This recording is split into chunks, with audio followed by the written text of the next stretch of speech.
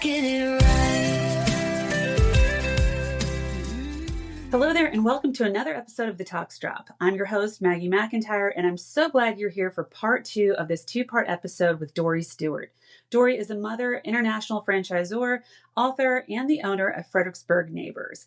Dori was with us last week where we discussed how she got her start here in the Stafford area, raising children. She was a teacher locally, and then opened up Engineering for Kids. After successfully franchising that business, she left a marriage, discovered happiness and safety for her children, and reinvented herself. This time around, Dori's going to tell us all about her new ventures as the owner of Fredericksburg Neighbors and finding love again. So welcome back to part 2, Miss Dori. We are going to talk about where you are today. So you found a beautiful sort of pocket of life with your kids when you left your second marriage and chose happiness for yourself. And I think that's just such a special time, just being able to refocus on you, reclaim that relationship with your children, and just, man, put that nervous system on relaxation mode. Were you working during this time? I know that you'd successfully sold the franchises and then you'd walked away from that part of things. Tell us how you concluded your time with Engineering for Kids and what you did after that. Yeah, sure. So when I left, Engineering for Kids was just starting to really take off internationally. And so when I had moved out and now I was with my kids, what was really nice is the business was thriving. I had a very large staff, and I was finally able to kind of be the CEO, visionary figurehead without being in the business. I was working on the business at this point and not in it, which was perfect timing because it did give me the time freedom and financial freedom to be there with my kids during those really important years when they were in high school. Were you able to bake cookies? I think we need to just tie it all back to that. Were you able to bake the cookies this time? I was. Jealous. Yes, Jealous. I was. Okay. Yeah. And so it wasn't until 2019. It was right after my daughter graduated from high school when I got a phone call from an ed tech firm out of Canada. They had several education franchise brands under their belt, and they were looking for a STEM concept to add to their portfolio. Mm-hmm. And they flew down to Fredericksburg. We had a meeting and they made me an offer I couldn't refuse. And in 2020, I sold Engineering for Kids. How amazing. It was amazing. I always knew that was going to happen. You know, most franchise brands are owned by private equity. Mm-hmm. And so I knew that was always going to be the path. Just, when is the time is everything, right? And COVID kind of did speed up that timing. Even when I got the offer, I still wasn't sure if it was the right time, mm-hmm. And at that time, I had hired a mergers and acquisitions attorney to help me, through the process. And then COVID happened. And when COVID happened, one of the brands that this company had under their belt was already all online. And everything that I had been doing was very hands-on, very in-person. I mean, we're building rockets, we're building bridges, we're doing robotics. And now everybody's at home. And of course, at the time, I had no idea what was going to happen. None of us knew what was going to happen. 2 weeks to flatten the curve. Right. And so it was like, make your own mask from home, kids. Like, that's your next project, right? Oh my gosh. I know. Yeah. And so the fact that one of their brands was already completely online and they had the infrastructure to make that change very quickly for Engineering for Kids, that was kind of my sign that said, okay, now's the time. Right. Yeah. And so I sold in 2020 and they made me, part of the offer was they made me president of the company and gave me a really handsome salary. And which was really nice because that put the franchisees at ease, that I was staying on board and all of that. And so I got through the transition. I stayed on for about 6 months. After about 6 months, I came to the realization that it was no longer a cultural fit for me. Unfortunately, it just the new owners wanted to take the business in a direction that I did not foresee. Right. It just was no longer my vision. Sure. And I decided it wasn't good for me to stay. It's kind of like, I always compare things going on in small business, especially when you've got employees. And in your case, you had those as well as the franchisors or the franchisees, to kind of like a family, a home dynamic. You've got your parents and the kids and all of that. And so in this situation, it would kind of make me think that it was just a poor co-parenting relationship. Mm-hmm. It just was no longer, you guys couldn't collaborate anymore and you weren't agreeing about what to do with the baby, Right. So, because this was your little baby for so long. It was. I mean, my son helped pick the logo. I mean, it was just, and that's very hard. personal. Mm-hmm.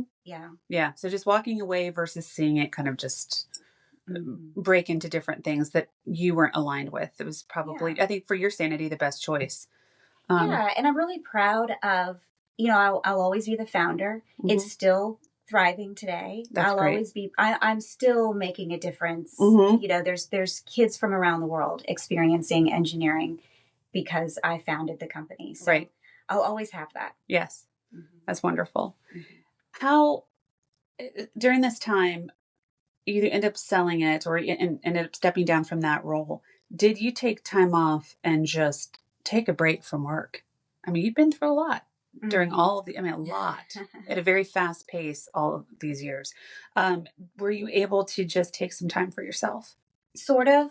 I did. It was really difficult. I did feel kind of lost after that. Becomes your identity, right? It was my identity. Yeah. I was the CEO of Engineering for Kids for so long. Mm-hmm. And so, it was very difficult. Yeah. It was very emotional. I bet it was. I can imagine. I think sometimes when I'm feeling stressed and overwhelmed about, one day if I sell the business or this or that, one day, I don't know when that will be. But that while there's that feeling of relief, that it could also just be kind of heartbreaking at the same time. It was, I think heartbreaking is a really good word. Mm-hmm. Yeah.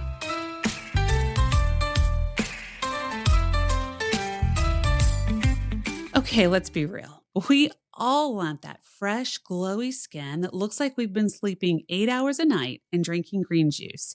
Even when, if you're like me, you've been swapping that green juice for Coke Zero and you're getting more like 5 hours of sleep instead of 8. Well, that's where our medical spa, Rejuvenate's Med Spa, comes in. We do everything from relaxing facials to laser treatments, body contouring, injectables, and biostimulation. The team at our medical spa really listens to you and customizes treatments based on your goals, your lifestyle, and your budget. If you've been thinking about giving your skin a little love or a big transformation, be sure to check us out at rejuvelatesmedspa.com or feel free to stop by. You deserve to feel confident and radiant, and Rejuvelat's Med Spa makes it easy. Trust me, your future glowing self will thank you.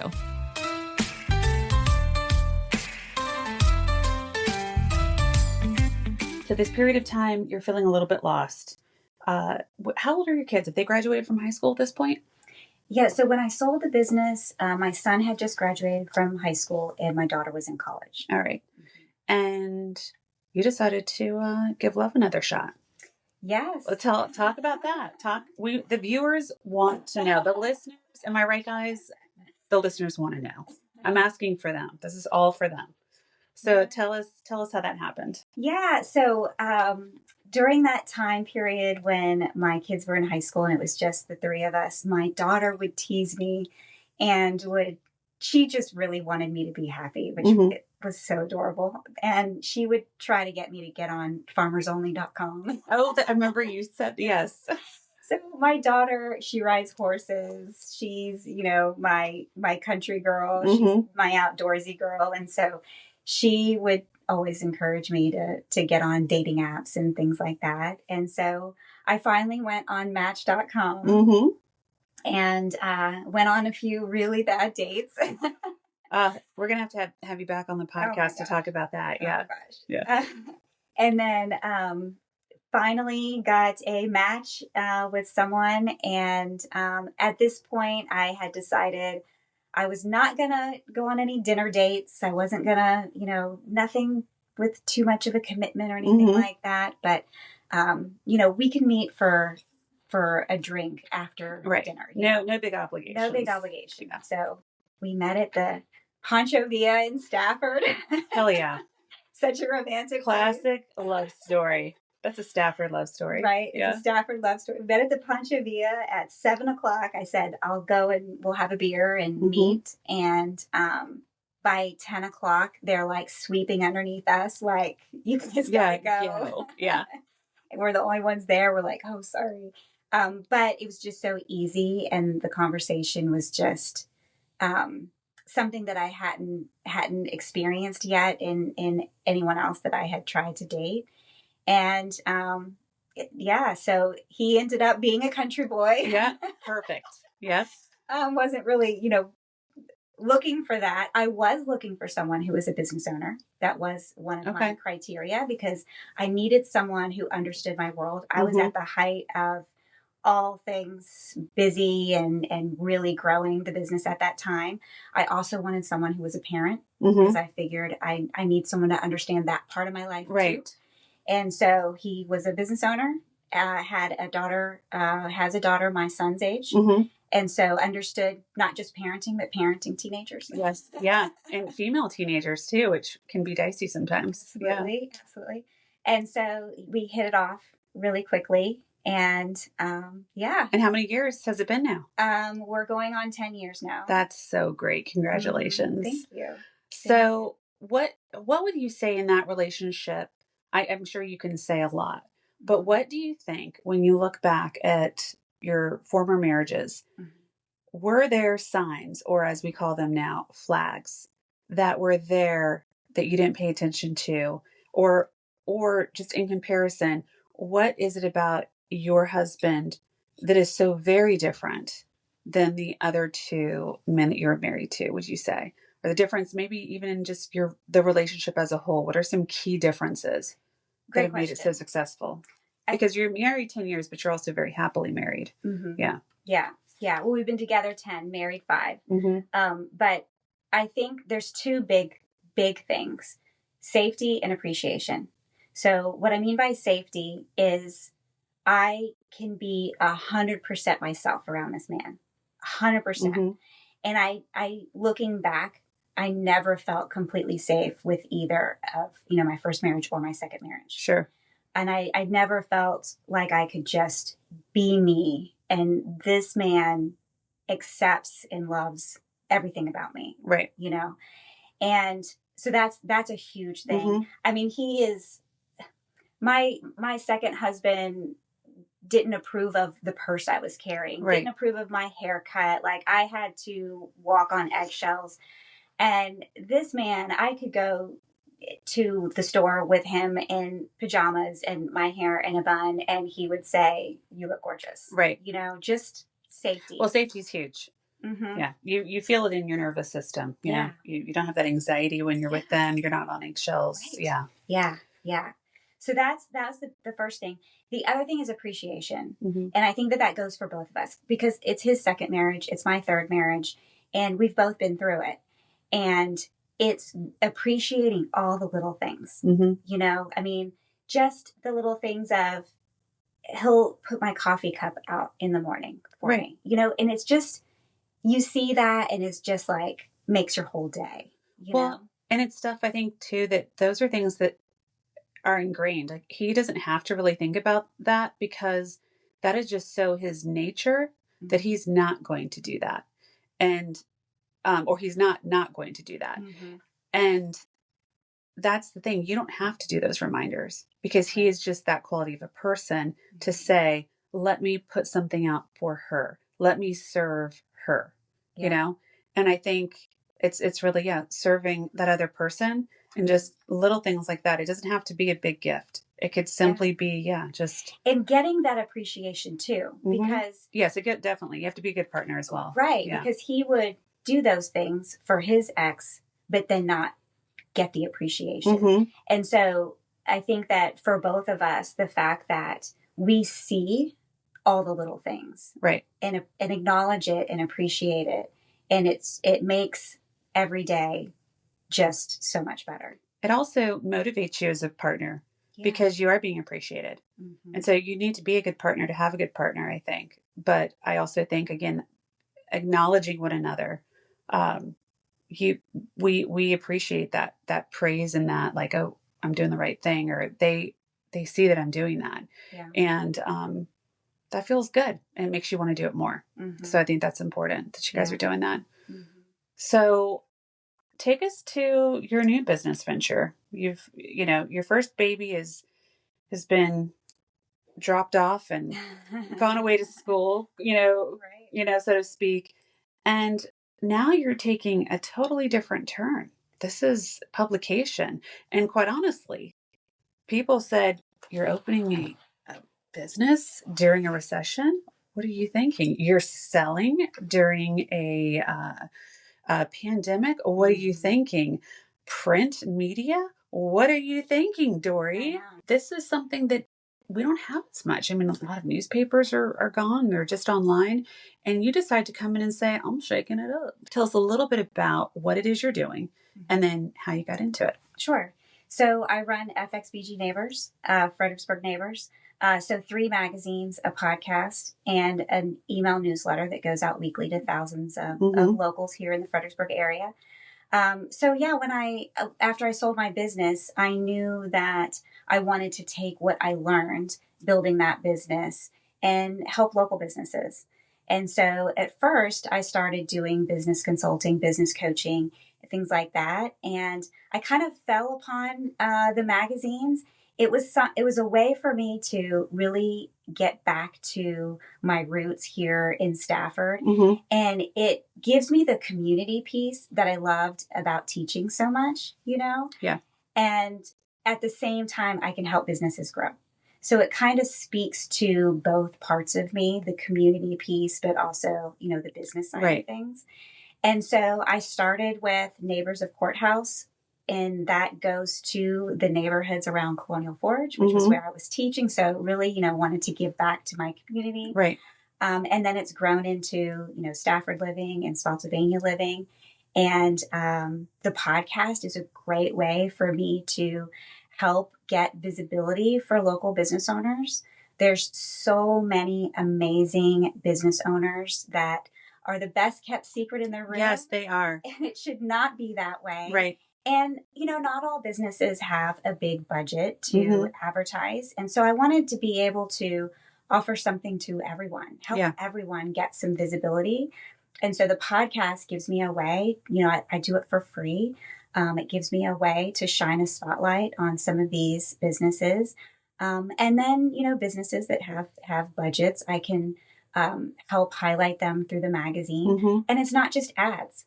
We're not just putting an ad in a magazine. We're putting an ad in a magazine that's very community focused. It's got a lot of hyper-local content, but we're also sharing the stories of the business. I was going to say that it's storytelling, which is nice. Yes. Yeah, we don't feel like we're being bombarded with just advertisement after advertisement. Yes. It's the stories that you share on your podcast that we're sharing here as well, and capturing that and putting it into print form, which is really nice. Absolutely. And I want to say for those that are listening and watching that this information, where you can contact Dori and get a hold of her books, find her publication, all of that is going to be tied to our to this publication as well. So when people are listening or watching, they can find your information tied to these episodes as well, so they can contact you. Okay. Thank you. Yeah, you're very welcome.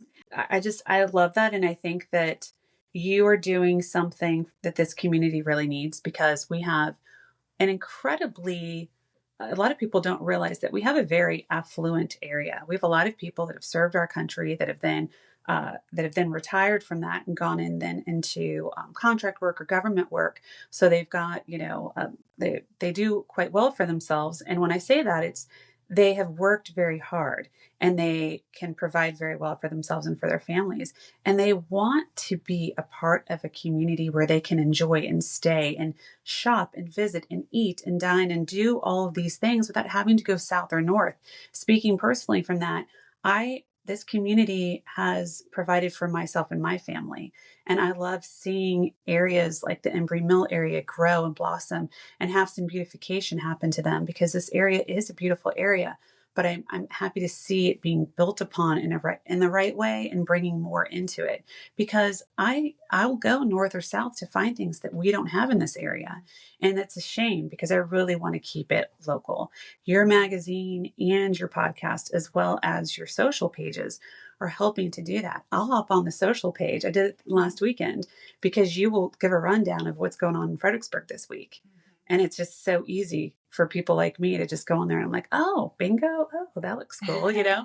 So thank you for doing that, because you really are what this area is needed. Thank you. It's interesting, the newsletter side of things, where I share all of the, events that are coming up. People want to be in the know, and it's become a place where people can not only just stay up to date on events going on in the area, but, new businesses that are popping up, businesses that are closing, things that are happening within, not just Stafford, but Spotsylvania and Fredericksburg. And so I love it. It's been growing pretty fast. Mm-hmm. Yeah. That's kind of how you do. Mm-hmm. That's kind of how the Dori method of things, I think. So as we're wrapping up here, I want to pull a quote. And there's a lot of little quotes that I could pull. We're taught that, this is your quote, again, from Dori's book, which is Own the Block, Be the Brand that everyone talks about. We'll be linking that. We're taught that humility is a virtue, and it is. I'm not going to refute that. But somewhere along the line, we started confusing humility with playing small. We were told not to be too loud or to come off as self-promotional. We were encouraged not to make it all about us. So we built quietly and stayed modest. We waited to be discovered. We have been around for 20 years and are well known, but what happened over, I would say, the last 10 years is that by playing small and being modest, other medical spas opened up and they didn't play small or modest. And even though I think we have some of the best technology, and I can personally say some of the best education and the best training that of any provider in the area, because we invest so much in it. You wouldn't know that, or at a time we've changed that and are changing that. There was a time you wouldn't know that because we were playing small, because I was erring on the side of modesty. Right. But other companies were opening up and they weren't. Mm-hmm. And they became the ones people were talking about for a time. Mm-hmm. And we've really had to change that. And this book speaks to that. And I think it's so important. And I also think that when it comes to personal life, that's important too, that you can be confident about yourself and you can still have humility, but it doesn't mean you have to play small. You have been given the gift of creating something valuable. By staying invisible, it's not humility. And I learned along the way that I had to stop seeing visibility as self-promotion. Mm-hmm. Yeah, and that's exactly what I've seen it as for so long. Mm-hmm. It's really, and that's just unkinking that. Mm-hmm.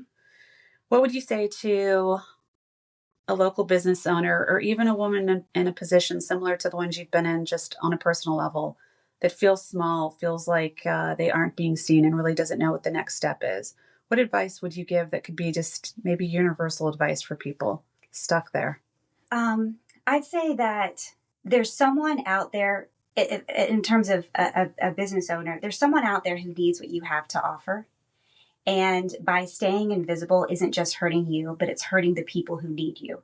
And that's probably the same personally too. There's people in your life that need you, right? And by staying invisible, you're not just hurting yourself, Mm-hmm. I think that is an excellent way to wrap up this wonderful interview with you, Dori. I've learned so much just in the few chance meetings that we've had, and just continue to learn more. The more we speak, the more I read your book, the more I watch your podcasts, and am just really honored to know you professionally. But I also feel like on a personal level too. So we'll definitely have to make a date at Pancha Villa, or another restaurant of choice in the future.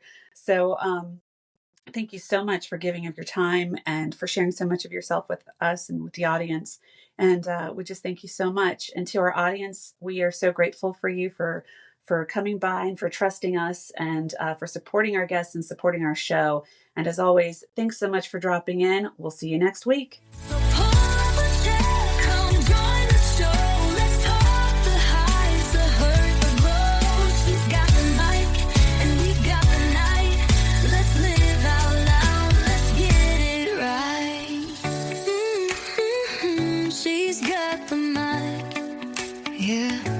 We're doing it right.